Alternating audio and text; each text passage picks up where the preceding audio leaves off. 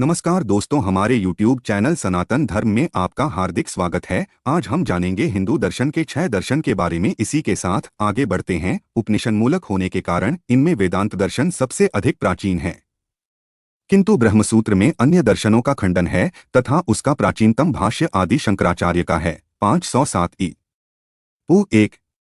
अन्य दर्शन सूत्रों के भाष्य ईसा की आरंभिक शताब्दियों में रचे गए। सांख्य सूत्र संभवतः लुप्त हो गया। ईश्वर कृष्ण 5वीं शताब्दी की सांख्यकारिका सांख्य दर्शन का प्रामाणिक ग्रंथ है। सांख्य दर्शन निरीश्वरवादी द्वैतवाद है। इसके अनुसार प्रकृति और पुरुष दो स्वतंत्र और सनातन सत्ताएं हैं। प्रकृति जड़ है और जगत का सूक्ष्म कारण है। वह सत्व, रजस और तमस, इन 3 गुणों की साम्यावस्था का नाम प्रकृति है। प्रकृति के साथ पुरुष का संपर्क होने से सर्ग का आरंभ होता है। सर्ग पुरुष का बंधन है। तत्वज्ञान से मोक्ष होता है। अपने शुद्ध चेतन कर्तृत्व भोक्तृत्व रहित स्वरूप के ज्ञान से पुरुष मुक्त होता है। योग दर्शन के सिद्धांत सांख्य के समान हैं। योग सूत्र पर रचित भाष्य और टीकाएं योग दर्शन की विस्तृत परंपरा का आधार हैं। योग दर्शन का मुख्य लक्ष्य समाधि के मार्ग को प्रशस्त करना है। समाधि में चित्त की समस्त वृत्तियों का निरोध हो जाता है। अभ्यास, वैराग्य और ध्यान योग के मुख्य साधन हैं। ईश्वर को भी ध्यान का लक्ष्य बनाया जा सकता है। इतना ही योग दर्शन में ईश्वर का महत्व है। यम, नियम, आसन, प्राणायाम, प्रत्याहार, धारणा, ध्यान और समाधि के 8 अंगों से युक्त अष्टांगयोग योग का सर्वजन सुलभ मार्ग है। न्याय एक प्रकार का भारतीय तर्कशास्त्र है। न्याय सूत्र पर अनेक प्रसिद्ध टीकाएं हैं। गंगेश उपाध्याय 12वीं शताब्दी की तत्वचिंतामणि से नवद्वीप में नव्य न्याय की परंपरा का आरंभ हुआ। वैशेषिक दर्शन एक प्रकार से न्याय का समान तंत्र है। न्याय और वैशेषिक दोनों प्रमाण प्रधान दर्शन हैं। विशेष अथवा परमाणु उसका मुख्य विषय है। परमाणु सृष्टि का मूल उपादान कारण है। न्याय वैशेषिक दर्शन ईश्वर को सृष्टि का निमित्त कारण मानते हैं। वैशेषिक दर्शन में संपूर्ण सत्ता को 7 पदार्थों में विभाजित किया गया है: द्रव्य, गुण, कर्म, सामान्य, विशेष, समवाय और अभा। न्याय के 16 पदार्थों की अपेक्षा अधिक संगत होने के कारण यही विभाजन आगे चलकर अधिक मान्य हुआ तथा न्याय वैशेषिक दर्शन की उस संयुक्त परंपरा का आधार बना जिसका प्रतिनिधित्व न्यायमुक्तावली आदि अर्वाचीन ग्रंथ करते हैं। षड दर्शनों में अंतिम 2 दर्शनों को मीमांसा कहा जाता है। ये पूर्वमीमांसा और उत्तरमीमांसा कहलाती हैं। अन्य दर्शनों की अपेक्षा इनका वेदों से अधिक घनिष्ठ संबंध है। एक प्रकार से ये वैदिक दर्शन की व्याख्याएं हैं। पूर्वमीमांसा मंत्र संहिता और ब्राह्मणों के कर्मकांड की व्याख्या है। उत्तरमीमांसा उपनिषदों के अध्यात्म दर्शन का तार्किक विवेचन है। वेदों का अंतिम भाग होने के कारण उपनिषदों को वेदांत कहते हैं। उत्तर मीमांसा का नाम भी वेदांत है। इन दोनों मीमांसाओं के सिद्धांतों का आधार वेदों में है, किंतु व्यवस्थित दर्शनों के रूप में इनका आरंभ अन्य दर्शनों के साथ साथ ही प्रथम शताब्दी में हुआ। इसीलिए इनकी गणना षड्दर्शनों में की जाती है। दोनों मीमांसाओं के इतिहास के 3 चरण हैं। तीनों ही चरणों में इनका विकास एक ही पूर्वोत्तर क्रम में हुआ। वैदिक युग में वेदों के पूर्व भाग संहिता ब्राह्मण में कर्मकांड का विधान हुआ। वेदों के उत्तर भाग उपनिषदों में अध्यात्म की प्रतिष्ठा हुई।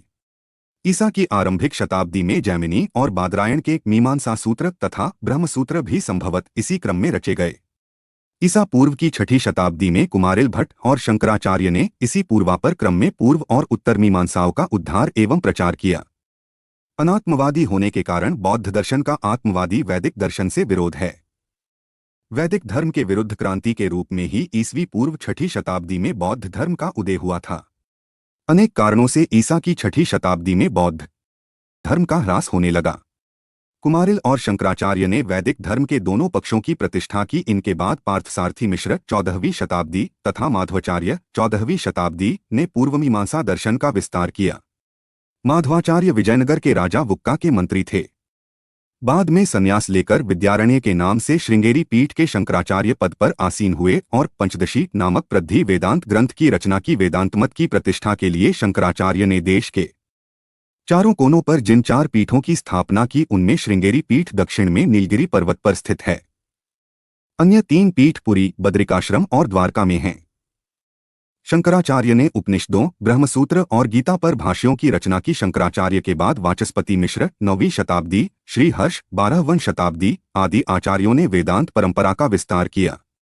पूर्वमीमांसा का मुख्य लक्ष्य वैदिक कर्मकांड की व्यवस्था करना है। इसके अनुसार वेद मंत्रों का मुख्य अर्थ विधि अथवा कर्म के आदेश में है।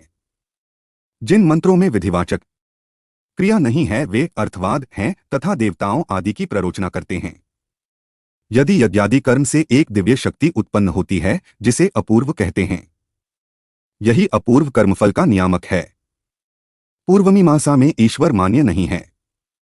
वेद नित्य और अपौरुषेय हैं। नित्य शब्द का कल्प कल्प में यथापूर्व स्फोट होता है और अपूर्व की शक्ति से यथापूर्व सृष्टि की उत्पत्ति होती है। पूर्वमीमांसा की आत्मा वैशेषिक के समान चेतनातीत है। न्याय दर्शन के चर प्रमाणों के अतिरिक्त अर्थापत्ति और अनुपलब्धि दो प्रमाण और मीमांसा दर्शन में माने जाते हैं। उत्तर मीमांसा वेदों के उत्तर भाग उपनिषदों पर आश्रित है। उपनिषद वेदों के अंतिम भाग हैं, अतः वे वेदांत कहलाते हैं। उत्तर मीमांसा का अधिक प्रसिद्ध नाम वेदांत ही है। ब्रह्मसूत्र और उपनिषदों की व्याख्याओं के द्वारा वेदांत का विस्तार हुआ है। अनेक आचार्यों ने भिन्न भिन्न दृष्टिकोण से ब्रह्मसूत्रों और उपनिषदों की व्याख्या की है। आचार्यों के विभिन्न मतों के आधार पर वेदांत के अनेक संप्रदाय बन गए। ये अद्वैत, विशिष्टाद्वैत, द्वैत आदि के नाम से प्रसिद्ध हैं। वेदांत के ये संप्रदाय सांख्य आदि की भांति दार्शनिक नहीं हैं। इन सभी संप्रदायों के धार्मिक पीठ देश के विभिन्न स्थानों में प्रतिष्ठित हैं। इन पीठों की आचार्य परंपरा आज तक अक्षुण्ण चली आ रही है। आज के लिए बस इतना ही। कल हम जानेंगे गीता का कर्मवाद और वेदांत के संप्रदाय क्या है। ऐसी ही ज्ञानवर्धक वीडियो देखने के लिए हमारे चैनल को लाइक, शेयर, सब्सक्राइब जरूर करें और कमेंट में जय श्री राम जरूर लिखें।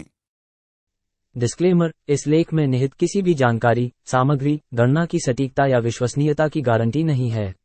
विभिन्न माध्यमों, ज्योतिषियों, पंचांग, प्रवचनों, मान्यताओं, धर्मग्रंथों से संग्रहित कर ये जानकारियां आप तक पहुंचाई गई हैं।